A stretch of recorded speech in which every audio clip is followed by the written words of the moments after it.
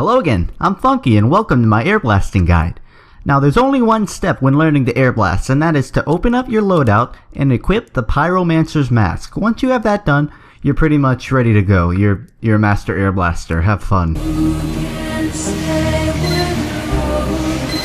Really though, airblasting as a pyro is a very important part of playing the class, and it seems like a lot of people underestimate the capabilities of this ability that the pyro has, and no one's really gone too in depth on the things that you can do with it, or at least how to gain that knowledge. And I figure I'll try and help people out by sharing what I know about it. I'm in no way any sort of expert on this subject, but I figure if I can help you get off your feet and, reflecting rockets into soldiers' faces, maybe I can also get you to start extinguishing teammates and helping out everyone on your game.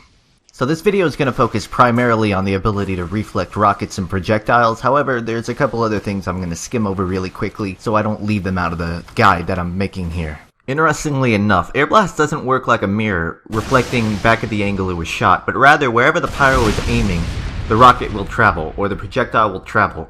Airblasting is also good for denying Uber, reflecting jars of Girardi and Mad Milk back at their thrower, and then you can soak them in that. And I think objectively, the most important part of having airblast is extinguishing teammates. A lot of pyros don't understand that you can do this, but if you right click on a burning teammate, then you can get rid of the fire. It's crazy, I know, but you can actually blow it away and survive. One of the best training maps for reflecting is definitely TR Walkway. With this, you can control the variables of whether soldiers and Devilman shoot randomly, whether they move randomly, all these things that you can change to get a little more used to having to predict the movements of your enemies. I'd say the most important part of reflecting is definitely timing. If you do it too early, the rocket's going to go past you and you won't have time to reflect it, but if you do it too late, then it's going to hit you and you're not going to be able to reflect it. That's why you want to go onto a map like TR Walkway, and practice on bots, reflecting it and timing it. Move around a bit so you can get different distances before you learn to predict the timing. A lot of people wonder how pyros can manage to predict rockets when they're up close in a soldier's face. Well, there's a couple things that you can do to learn how to predict this close. Number one is audio cues. When a soldier shoots a rocket, it does a distinct sound of the rocket shooting.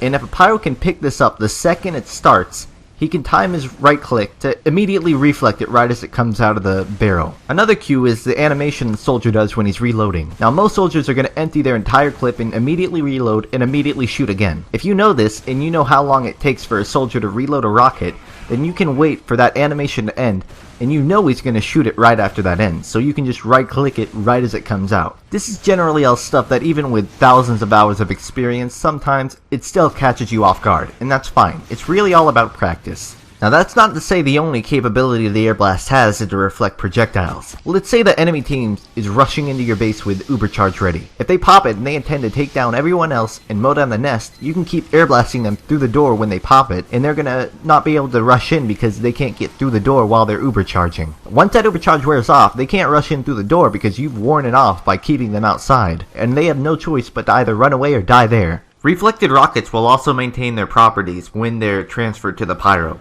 So say for example you reflect a black box rocket, you're going to get 15 health back because that's an attribute that's given to you, because when you reflect the rocket, it basically becomes your rocket.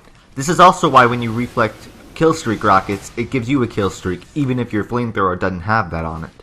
Now with all this said, we're not even scratching the surface of what you can accomplish with an airblast. You can also rocket jump if you know how to reflect right, and you can even completely shut down teams just by knowing how to lock people in corners. This is all stuff I'll likely cover in a future advanced tutorial, but for now, when you're airblasting, just remember that practice is always the most important thing. It's all about timing. Sometimes you'll get it off, but you need to keep going out there. If you fail, then respawn and try again. And always remember, extinguish teammates.